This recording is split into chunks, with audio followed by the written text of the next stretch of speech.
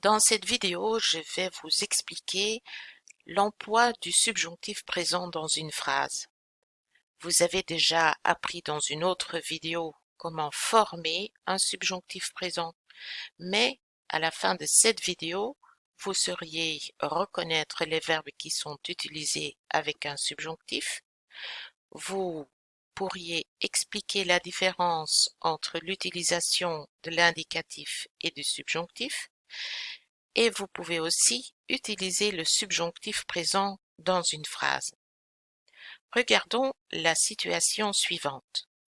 Tom panique à l'idée de partir en vacances et de quitter son ordinateur. Il faut vraiment qu'il voie un psy.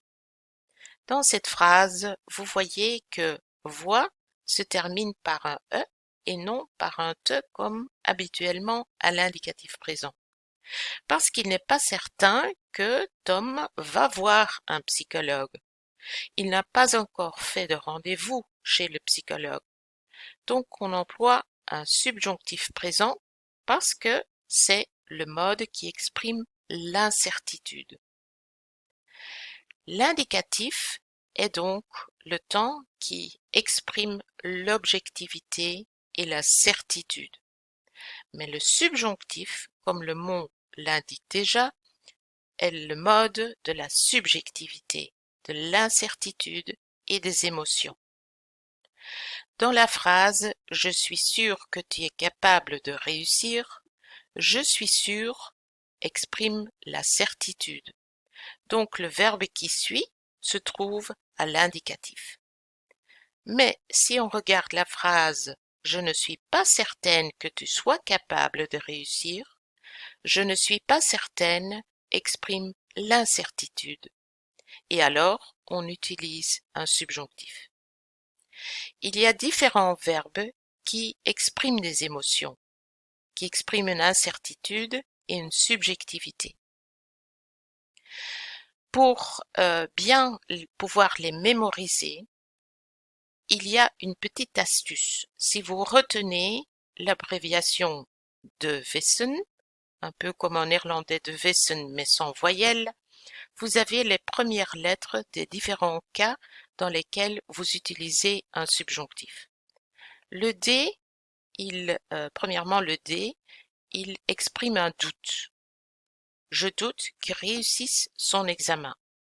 Le V est la première lettre de une volonté.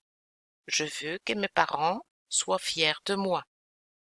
Le I, c'est une impossibilité ou une possibilité.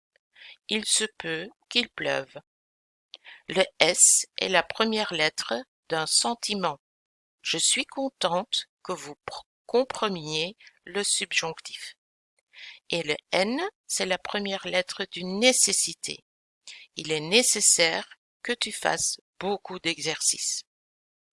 Regardons maintenant les verbes qui sont suivis par un subjonctif. Pour un doute, il y a douter que. Pour une volonté, on peut l'exprimer par vouloir que, ne pas vouloir que, préférer que et aimer que. Avec une impossibilité, on a il est impossible que, il est possible que ou il se peut que.